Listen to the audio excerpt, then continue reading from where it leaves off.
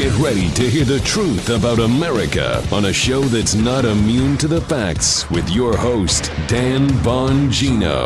All right, welcome to the Dan Bongino Show. Producer Joe, how are you today? Hello, Daddy. I'm doing pretty good. Big Joe's up in the sky now that we're doing our slow transition to video. We'll be up a couple weeks, I hope, folks, on the video, and we just want to make it perfect. Joe is a perfectionist, so is Paula. Yeah. So we want to make sure it's right. Hey, a big thank you last night to everybody who showed up in Palm Beach County at the Palm Beach Kennel Club. I spoke at the Trump Club last night, folks.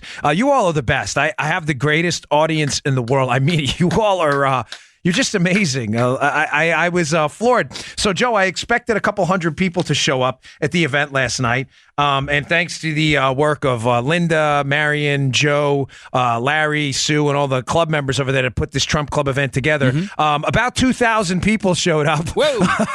I'm not kidding. The pictures on Twitter and Instagram for you to check out. I was floored. So thank you for your support. It meant a lot. I'll try to get, if I get the speech, I spoke about Spygate last night. If I get the speech, I'll try to throw it up on our YouTube channel. So thank you to everyone. We sold a ton of books last night as well. You all are really terrific. All right, I've got some just more explosive stuff today on this case, including some older pieces by Devin Nunes that are going to shed light on what's really going on here. And folks, why this collusion hoax, it's not, I put this in big letters. This is way bigger than the collusion hoax.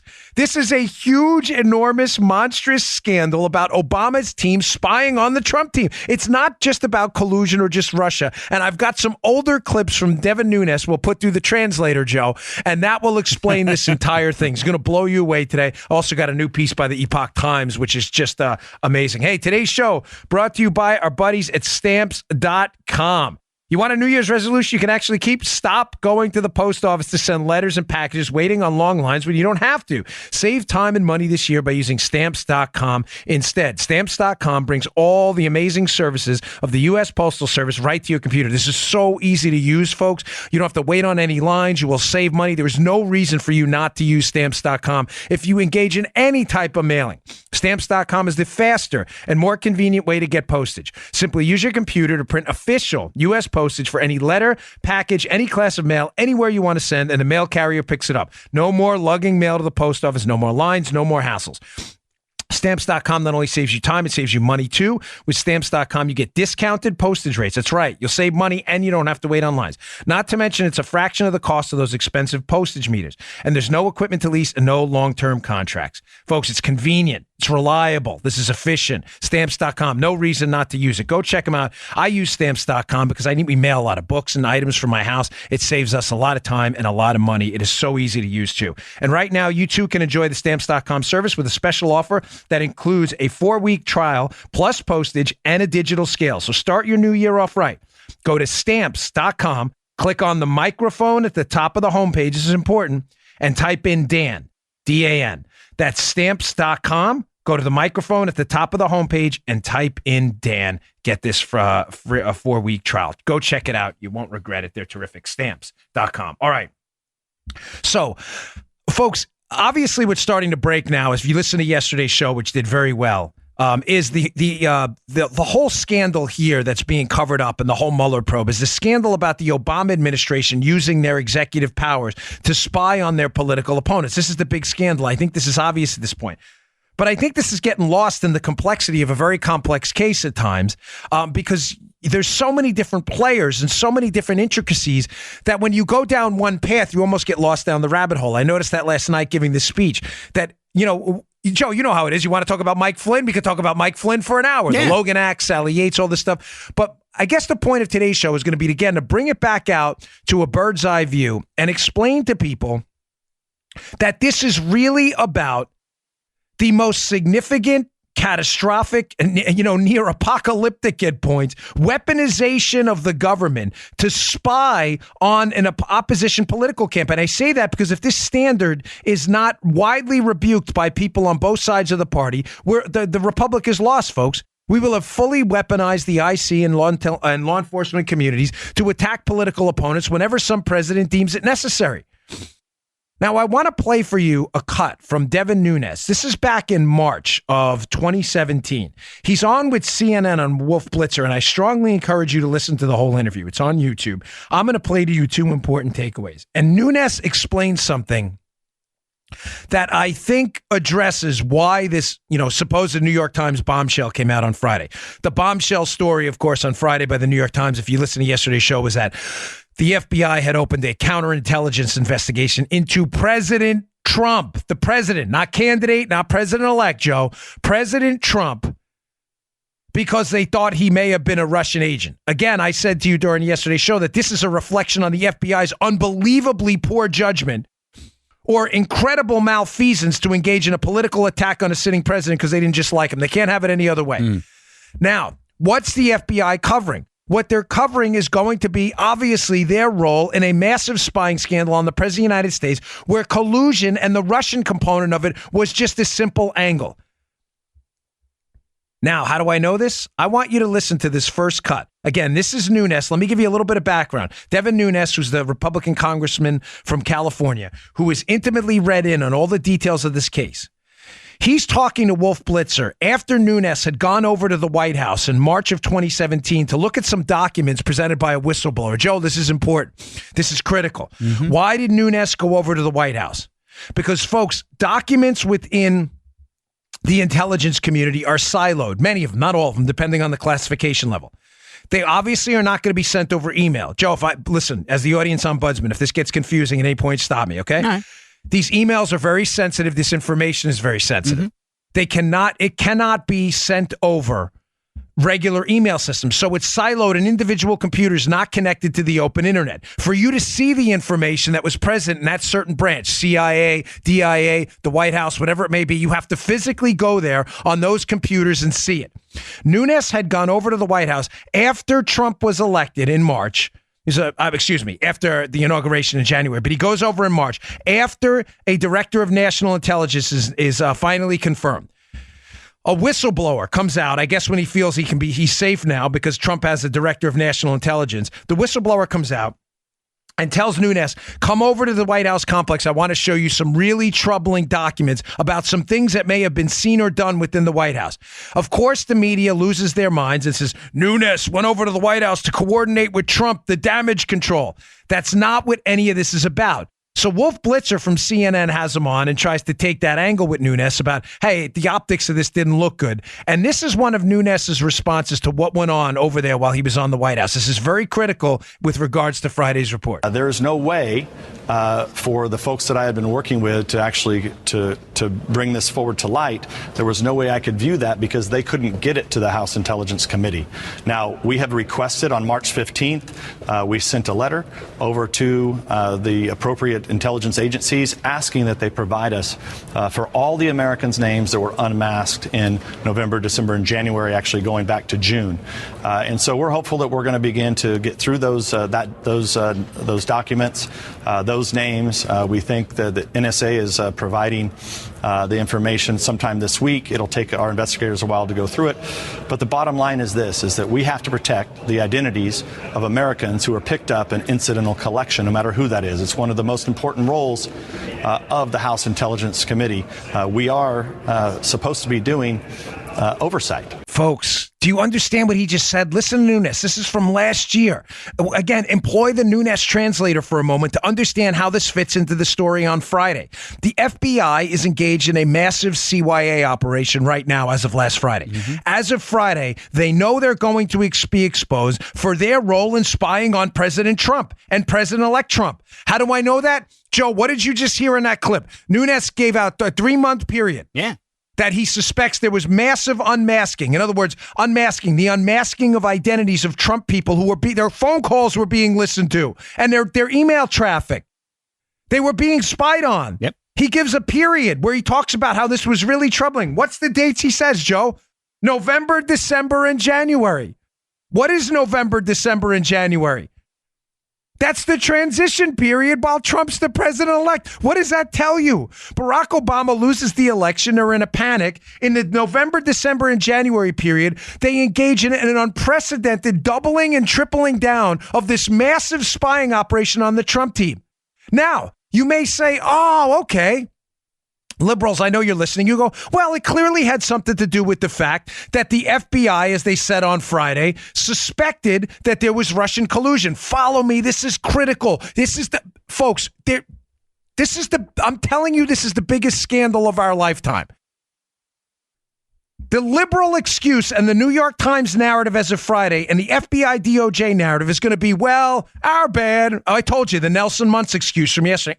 My bad. We screwed up. We thought he was colluding with the Russians. Listen to part 2 of this interview from March of 2017. Nunes already has seen all this stuff, why they were spying on the Trump team. Listen to what he says about the Russians and the spying effort he went over to the White House to take a look at the documents on. Listen to what he says about how it's not related to the Russians. This is critical. Play that cut. What I will say, and I'll be as clear as I can on this, it bothered me. As somebody who supports our national security apparatus, it bothered me that this level of information would be included in intelligence reports because it just wasn't necessary from my point of view. Legal or not. Were the calls in question, the transition team calls, that individuals were unmasked, were they involving foreign governments intercepted by U.S. intelligence or discussions by foreign governments about calls they may have had with Trump officials? I can't get into that because, as you know, a lot of what we do is classified in nature.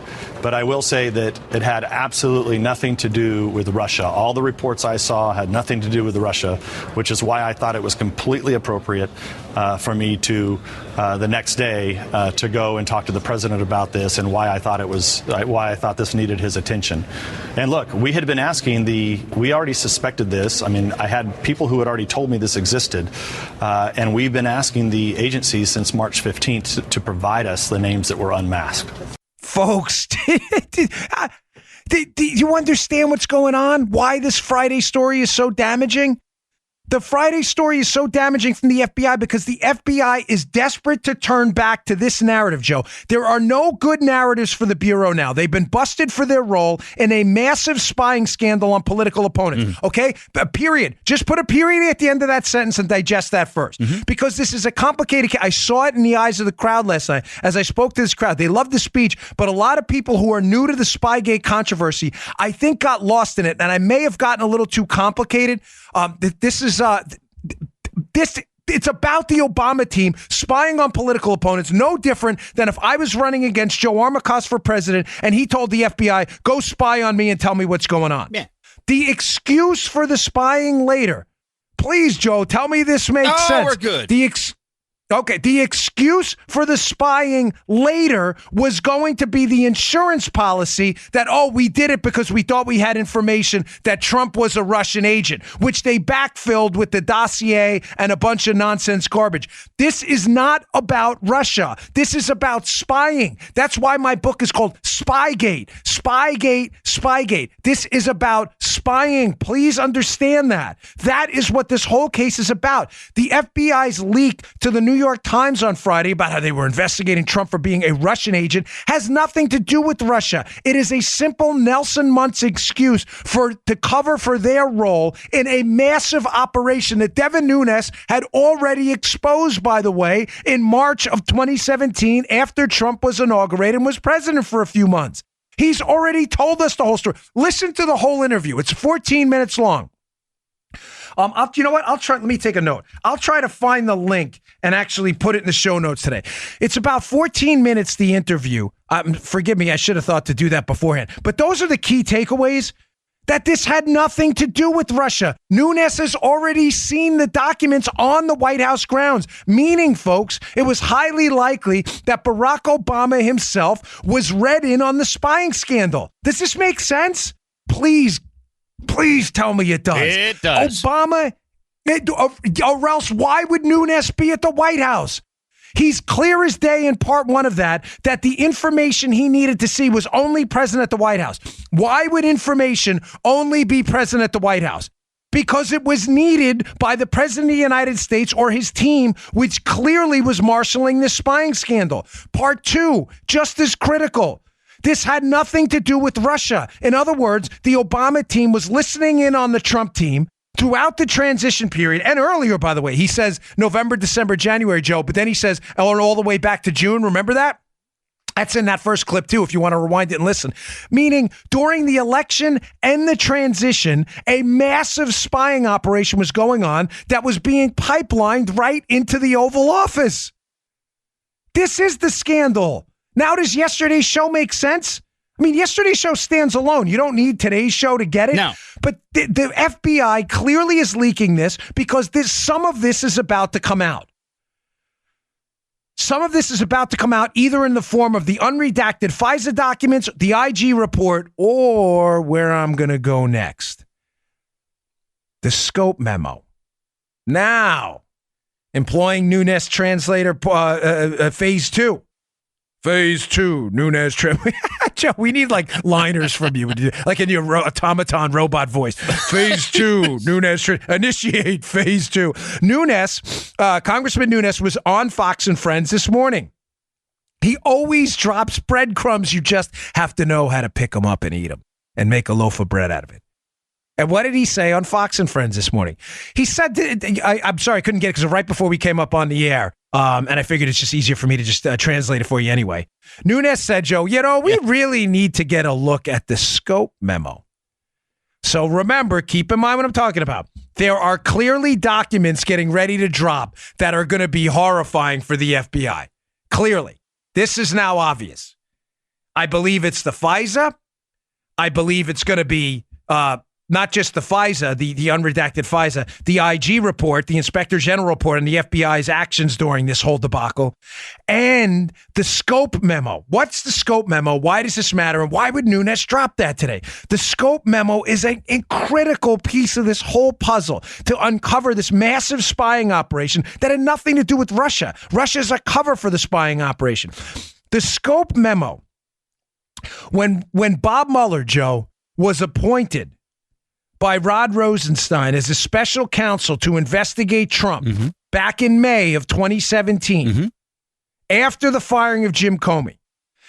The initial memo that we can see is a memo indicating that Mueller's charged with investigating basically Russian interference in the election and anything that offshoots from that.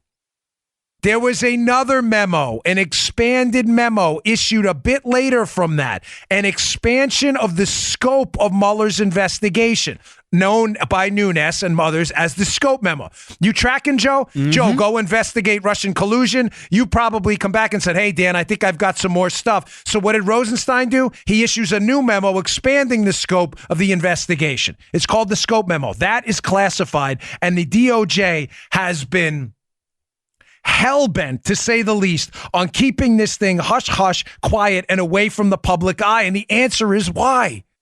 What are they so worried about? What did Rosenstein give Mueller permission to look into after that?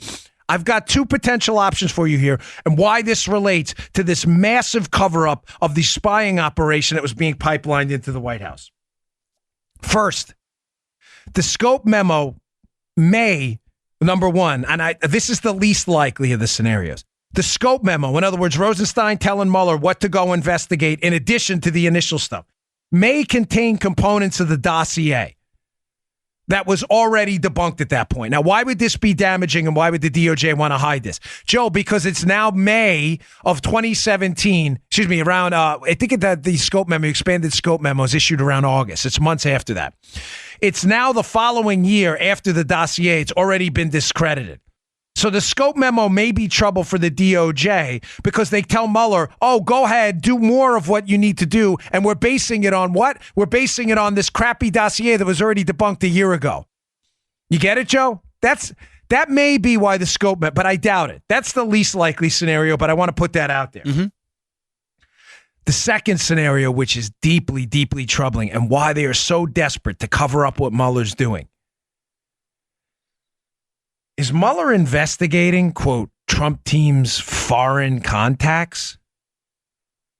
In other words, Joe, don't you find it awfully odd that a lot of the investigation now with the Mueller team, as I described in the show, remember 2-3 weeks ago, Joe, where I said that the Mueller team has now done a U-turn, and I knew this a few weeks ago, but after this morning, I was remember this conversation? I was renewed in my interest to talk about it. A few weeks ago, I told you Mueller's team's been doing a U-turn lately away from Russian collusion and onto Middle Eastern collusion. Apparently, some social media company with contacts to the Middle East wanted to help the Trump team with their social media operation. By the way, an offer they turned down. Why would the initial memo we saw charge Mueller. We all seen this one from Rosenstein. Go investigate Russian collusion, but the expansion be classified. If Mueller was just doing Russian collusion, when we know he's not, it's already leaked to the media that they're looking into Trump's ties with Middle Eastern countries too. This is all nonsense, by the way. This is all crap. It's all made up garbage by Mueller to keep the attention on Trump.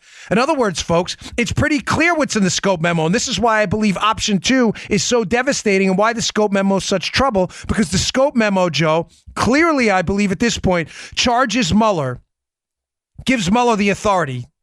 I should be more precise in my language. Gives Mueller the authority to investigate all of Donald Trump's relationships with foreign contacts. But Joe, what would Rosenstein be basing that off? Maybe a spying operation that occurred within the White House during the transition, whereas Nunes told Wolf Blitzer they were listening in on Trump's contacts with foreign governments. Oh, boy. Wow, that's really bad. That one's going to sting. Yeah. Oh, now do you understand why I pulled that Nunes clip in the beginning? Yeah. It's not like we were running out. I have a ton of content. I haven't even got to the shutdown trap or the Epoch Times piece today, which is just devastating. Now do you understand why I pulled that? Oh, let me make this simple for the liberals, because I know sometimes you have a really tough time with facts and data, penetrating the skulls. I get it. Let me make this super easy for you. Obama, spy. Trump team, elected president. This very bad for Obama team. Obama team cover tracks. Hire Bob Mueller. Former Obama team loyalists hire Mueller. Use Mueller. Investigate Trump for foreign contacts. Hello? Anybody home? It's as simple as that. This is what's happening. This is what they're covering up. And they have to get it back to the Russian collusion narrative, people within the FBI to cover their tracks, because there's no good options for them now. Their role in this spying scandal has been uncovered. They need to come back and clear their tracks. All right, I'm going to just wrap this up for you in a second and move on, because there's so many stories out today. I don't want to spend too much time on one specific thing. I have an unbelievable story in the show notes today, by the way, from the Epoch Times, which I'll get to in a second, which you really, really need to check out about the whole genesis of this whole thing. It's just so disgusting. All right, today's show brought to you by our buddies at Brickhouse Nutrition.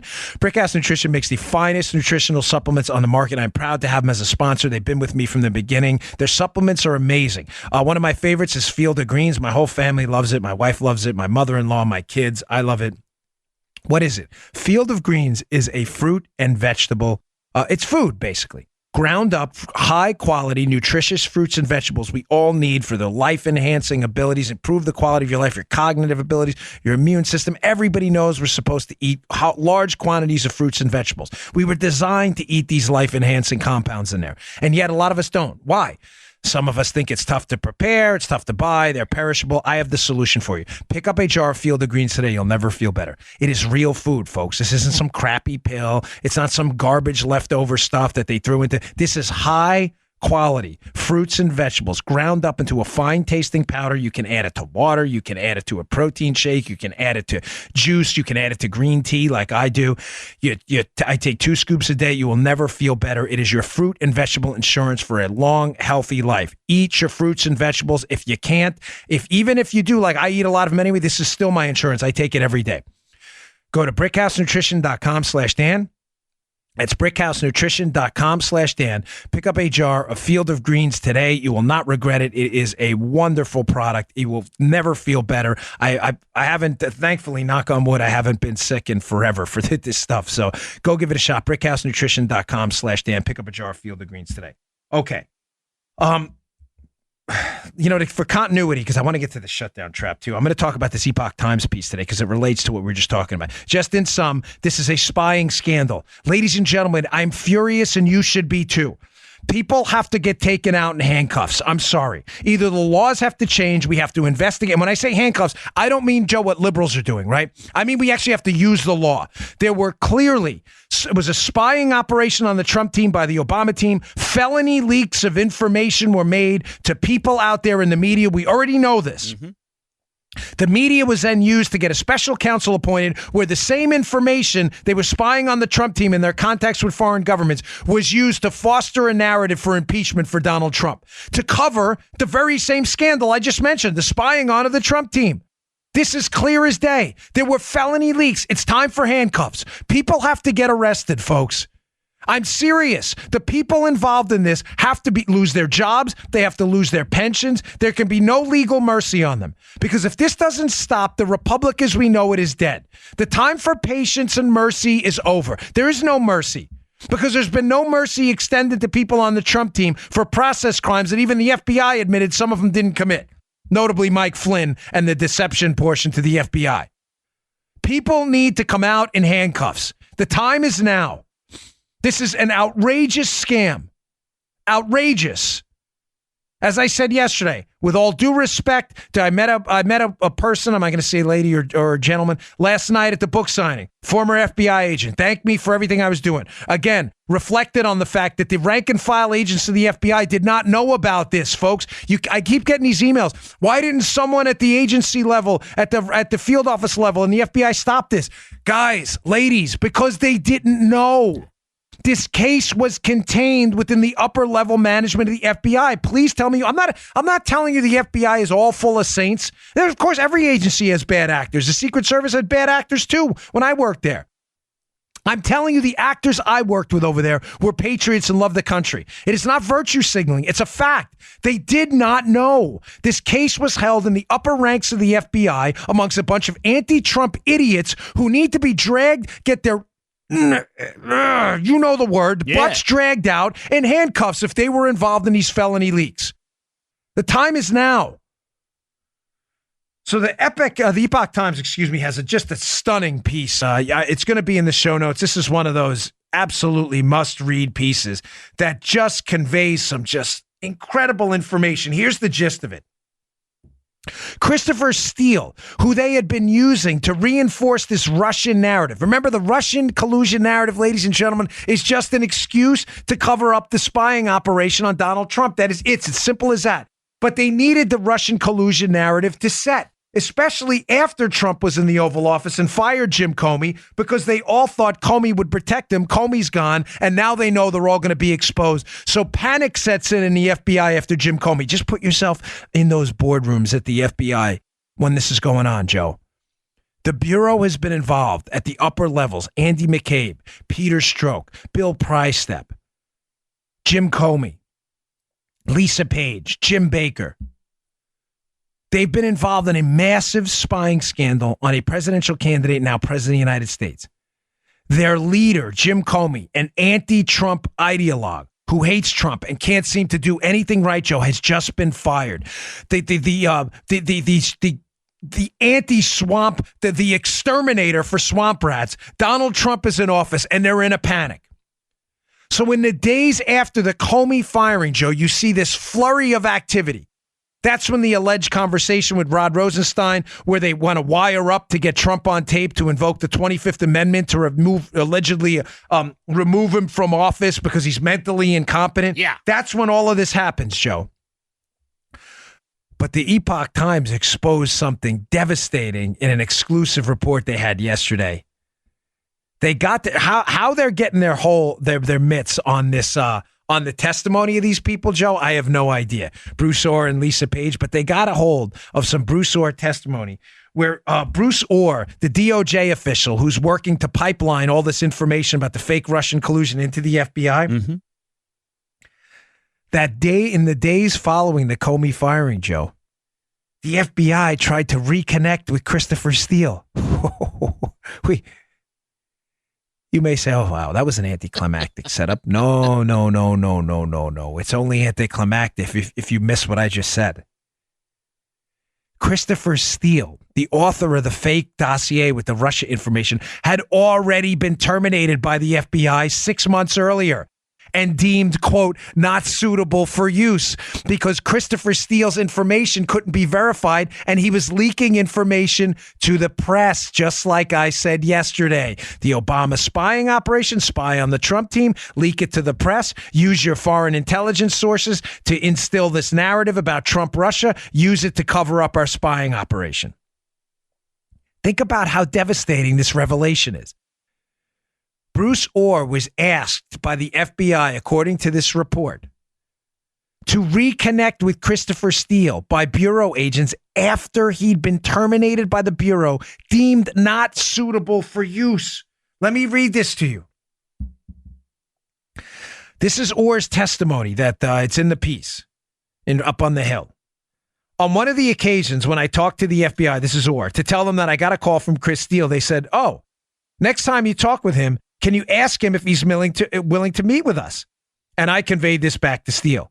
The question they don't say which congressman's questioning him, Joe. Here, listen to the question. After he'd been terminated or correct? What? Oh my gosh. Do you understand how devastating this revelation is? The Bureau's own debunked source, they themselves had deemed not suitable for use. They are now asking Bruce Orr, who is acting as like the handler for Christopher Steele after he'd been terminated, to reconnect with him after the firing of Comey, telling you what? They got desperate, Joe.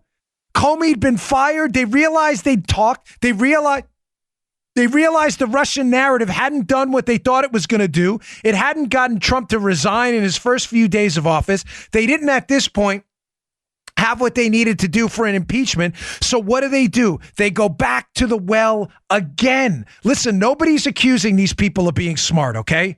This is one of the dumbest things I have ever seen. This is the hubris here is so incredibly, this is beyond stupid. Yeah.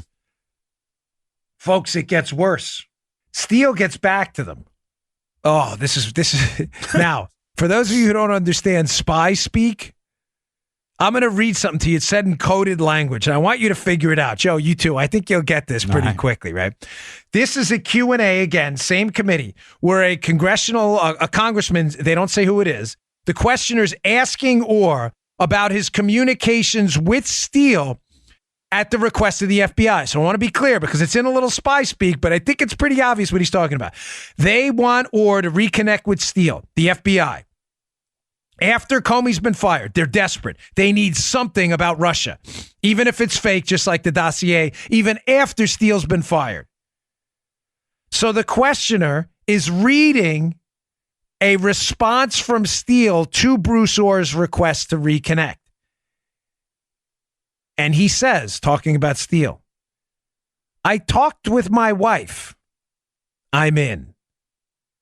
He then says, you say, thanks, we'll let you know, and we will follow up. Or acknowledges, yes, that's basically what was said. And he says, talked with my wife. I'm in. Ladies and gentlemen, you think Christopher Steele... Joe, well, let me just ask you quickly. Were you a spy at any point? Did you work for the Central Intelligence Agency? Nothing I can talk about, Dan. No. But you wouldn't admit to it on the show if you did anyway. No. But for the sake of the show, right. You were not a spy. You have no experience in intelligence matters, but you are an intelligent guy. Never been a spy, Dan. So, yeah, okay, cool. Never. So I'm just going to ask you a basic question here. Nah. Do you really believe a former spy, Christopher Steele, a former MI6 agent, Christopher Steele, who was a spy for the United Kingdom, who's now working in the private market, working for the Hillary Clinton team, but still has significant context. Do you really believe when he's asked to re-engage by the FBI after being fired by the FBI as a discredited source, do you really believe he's sitting down with dinner asking permission from his wife? Oh, hell no.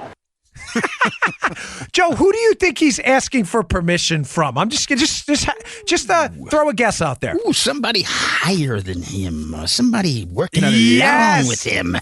Somebody that he maybe someone in the British government. Maybe somebody in the British government. Yes, you would be right, Producer Joe. Folks, listen. This is Christopher Steele is obviously not talking to his wife about this. No. This is obviously really bad. The eagle has landed. Spy speak. This is really awful spy speak for Christopher Steele trying to gather permission from his handlers in the United Kingdom to re-engage on a matter he's already been terminated on for his lack of credibility. Now do you understand why the United Kingdom, the Brits, are so worried about the unredacted FISA warrants and all of the paperwork Trump has seen? It is clear as day the United Kingdom was likely intimately involved right now, or at a minimum, people connected to the intelligence community in the United Kingdom, in re-engaging against the president after he was president of the United States. These are supposed to be friendlies. Yeah. These are supposed to be our allies. These are supposed to be our buddies. Do you see how bad this is? Now, after November, now, keep in mind, just to keep a track of this timeline, how bad this is. Bruce Orr is dealing with Christopher Steele. Steele is passing information to Bruce Orr, the number 4 person in the Justice Department. Orr's wife works at Fusion GPS, the same company that hired Christopher Steele to develop this fake dossier information. Steele is fired by the Bureau November 1st. I can't say this date enough because it's so important. November 1st, 2016, Steele is terminated because they find out he's been leaking to the media. He's part of this operation to tar and feather Trump in the media. Orr reconnects with Steele. And in order, this is after November 1st, Joe, in order to hide Steele's role in the production of information after November 1st. Why, Joe? Because he's just been fired by the FBI. What do? In one of the dumbest moves I've ever seen in my life, they bring Steele back in, but they give him an FBI handler. Or that is, who's getting the information from Steele. In other words, if Steele shuttles the information through Orr, it almost is like money laundering. It's information laundering. We can just say we got it from the Department of Justice and Bruce Orr. Orr is given a handler, an agent by the name of Joe Pianka. Remember the names. Where does that name sound familiar? Joe Pianka. Now, I'm not suggesting Joe Pianka is a bad guy in all of this because I'm not so sure Pianka is not a whistleblower himself. So I want to be careful on this. Pianka. Joe Pianka. You remember that name, folks? Oh, the same guy who interviewed Mike Flynn at the White House in that infamous interview with Peter Strzok. You see how this was a small group of people involved in the FBI? Now I remember. It's the same people who keep creeping up everywhere. Pianka's handling Orr, who's handling Steele after he's been terminated to wash the information through the DOJ. Now, even worse, Pianka is talking to Orr about Steele's information for months. Joe, this goes on till the following year after he's been fired, Steele. But it gets really weird after May of 2017.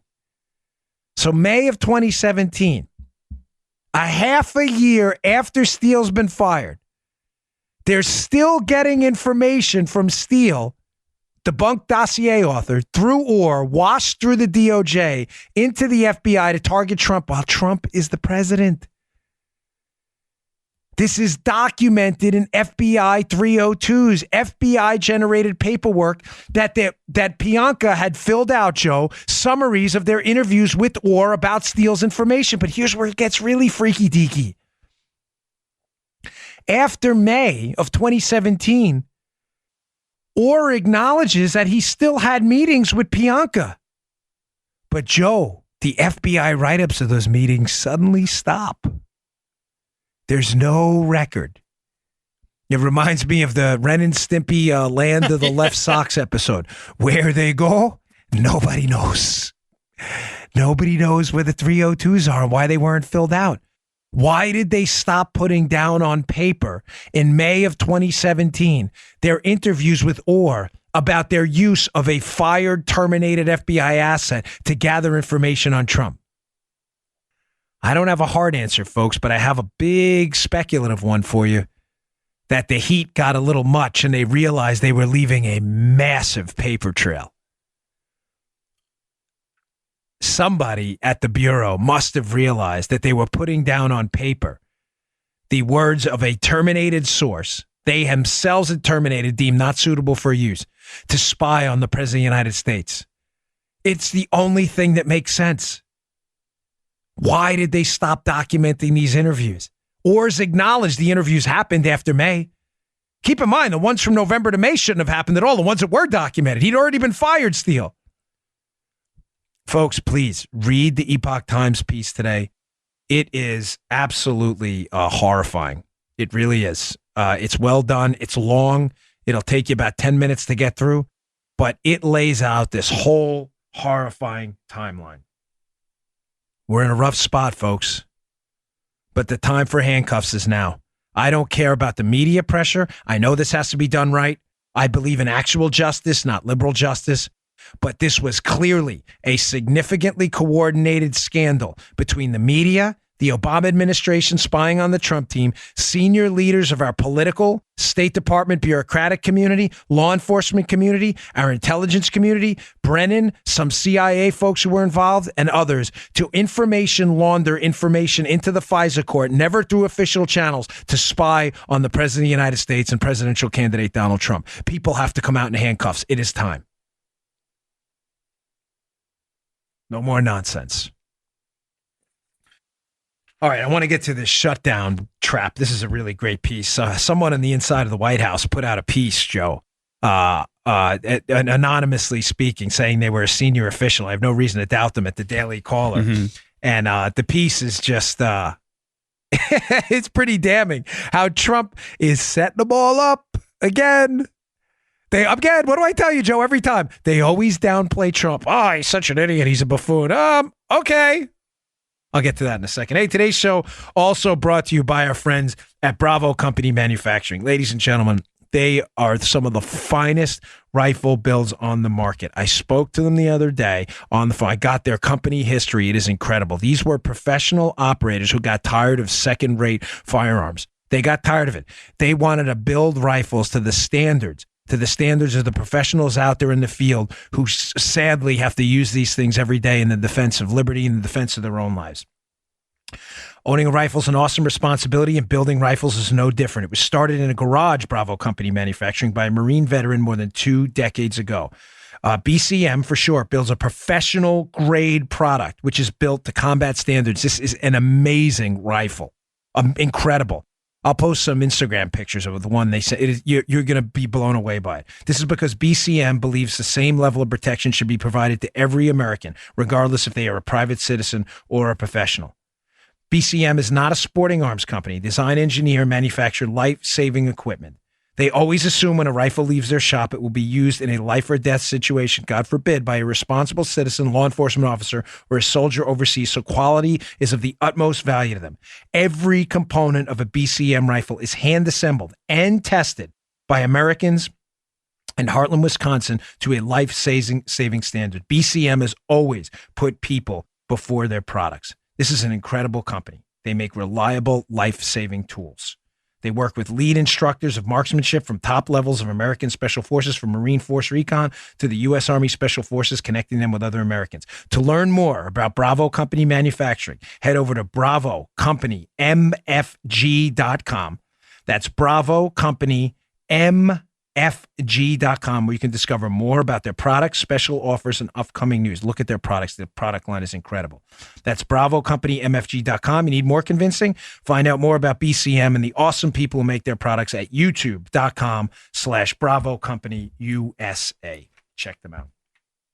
Okay.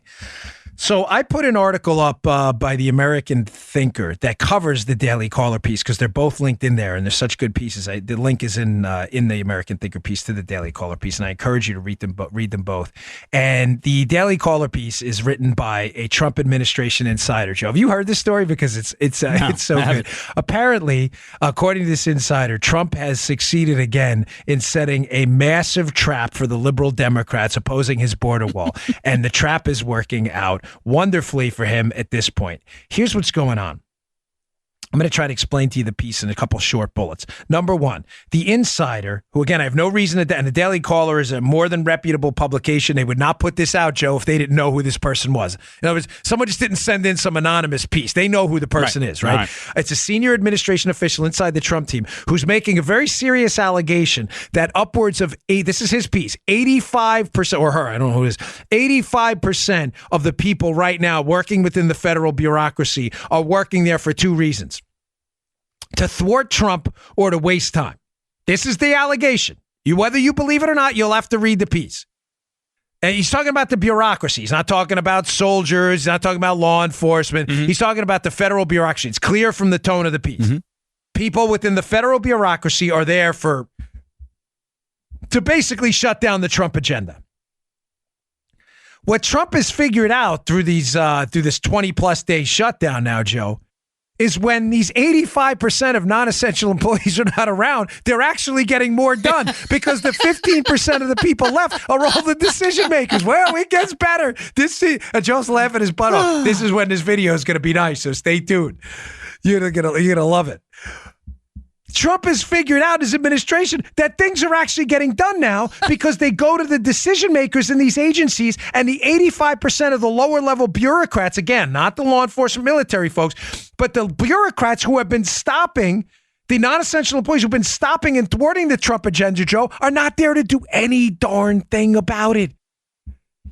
So the Trump team has found efficiency in getting things done and removing this bureaucratic obstacle that's been there from day one. Keep in mind, this is not the way the government's supposed to function, folks.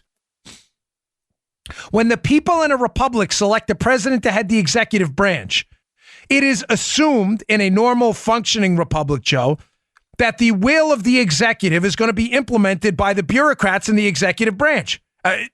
Is anything I said there controversial, Joe? Nah, we're cool so far, dude. Oh, okay, good. Joe's like, why'd you even say that? That was so dumb. Because it's not to liberals. Liberals think the role of the executive branch, bureaucrats, are to stop an agenda they don't like. That is not how a republic functions, okay? Now that these 85% that the guy alleges or woman alleges are blocking the implementation of the Trump agenda are gone, they are finding unbelievable efficiencies now. But that's not the only part of the trap here. The allegation, let me just read this from the Daily Caller piece. This is really good. It says, due to the lack of funding, many federal agencies are now operating more effectively from the top down on a fraction of their workforce, with only select essential personnel serving national security tasks. President Trump can end this abuse. Senior officials can reprioritize during extended shutdown, focus on valuable results, and weed out the saboteurs. We do not want most employees to return, because we are working better without them. Oh my gosh, is that a devastating indictment of where we are right now? But here is where the trap was set. There is a reduction in force initiative in the federal workforce rules, Joe, that if you are furloughed, I'm using quotes here because that's the specific terminology used, and that's important. Don't forget that word. If you are furloughed as a bureaucrat within the federal government for a 30-day period or more, which we're closing in on, these RIF, reduction in force rules, are implemented where the president can move players around and start to reprioritize the workforce and let some people go. Hey, Mom! The meatloaf! Uh-oh. Again, I'm not talking about the people out there who are getting the job done. He clearly lays out in the piece that the people in the federal government going to work, getting their job done, doing the right thing, even during this shutdown, he's clear as day. You are valuable members of this government. The government can't function without you. This is clearly targeted towards the people in the federal government violating their oath of office by obstructing a duly elected president, and the president saying two things. Number one, beat it. We don't need you. We're working more efficiently without you. And number two, once that 30-day mark closes in, don't be surprised if we have an air traffic controller moment with Ronald Reagan. How about that? Now, how about that? This is a great piece. Now, Ronald Reagan, Joe knows what I'm talking about for some of you younger listeners out there. The air traffic controllers thought it would be a good idea, federal air traffic controllers, to play games with Ronald Reagan when he was president of the United States. Right. They thought they'd shut down the air traffic grid by going out on strike. Reagan promptly fired all the air traffic controllers, got the managers to take their job, and it was a huge, huge story at the time. I was very young, but I remember it like it was yesterday. I do too. They learned not to, you remember that, Joe? They learned not to mess with Reagan again after that. Yep. Once we hit that 30-day mark, when this shutdown's gone on for 30 days, President Trump has a whole lot of flexibility to start saying, hey, what are you exactly doing in the bureaucracy? What's your job exactly? He's had no problem saying you're fired in the past.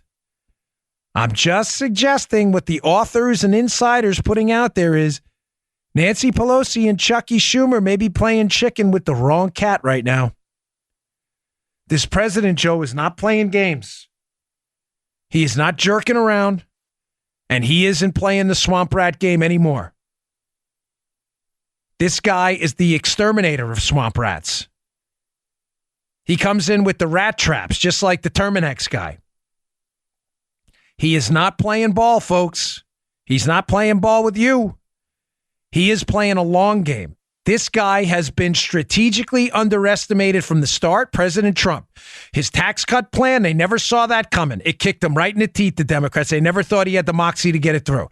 His deregulatory push, his appointment of Gorsuch, his appointment of Kavanaugh, what may be another appointment some point in the future, his appointments on the federal bench at the district and circuit level, they never saw this coming. They have chronically underestimated this guy. Pelosi and Chucky Schumer thought they understood the game. Remember Nancy Pelosi's line, Joe? I'm a master legislator. Are you, Nance? Mm-hmm. You sure? Did you not see that little angle? Once this 30-day mark hits, folks, don't be surprised at all if you see reduction in force measures taking place and people being asked who are obstructing the president's agenda not to come back at all. Wow. One more time. They stepped on it. They sat there. They underestimated this guy. And it's right. You didn't hear the story. You can only hate somebody so much. So, I mean, if it lets these folks go, it's, Nancy Pelosi and Chuck, it's like they're like drinking poison, hoping like their enemy gets hurt by it. They just don't understand. They have chronically underestimated this guy and his team. He is clearly a step ahead of him. I have no reason to doubt this piece was written by a legitimate insider. And if it was, it is clear that Nancy and Chuck better get something done real quick, because once that 30-day mark hits, it's a whole different ballgame. All right, two more quick things I just want to get to that are in the show notes. An important story. There is apparently another caravan forming. Folks, we're in a lot of trouble right here. This immigration debate has changed. The media doesn't want to tell you why it's changed, but these caravans with families are forming for a very simple reason. A large swath of illegal immigration and migrants into this country in the past, folks, was young unemployed males or employed males in Mexico or Central America looking for better jobs in the United States. You got to be clear on this. Now, what would happen if they were caught at the border? It was relatively easy, especially if they were from Mexico, to deport them based on the way the system works now. When families are involved, of course, liberals figured this out in their, zeal to open our borders. When families are involved in children, Flores kicks in. We can't hold children in detention facilities for more than 20 plus days, roughly. The children have to be set free because we don't have the ability to hold the families. Typically, the family members are set free too. In other words, liberals figured out that if we trek children in a very dangerous trek across our borders, some of who have suffered greatly, if we do that, we can get people into the country, release them into the country. We'll engage in a large-scale amnesty later. We clear on that? Because that's how the debate has changed now. Now that the debate has changed, and activists in Central America and elsewhere figured out if we put children in the caravan too, we can get the families into the country in an amnesty measure later because they'll release them because of Flores, the Flores consent decree.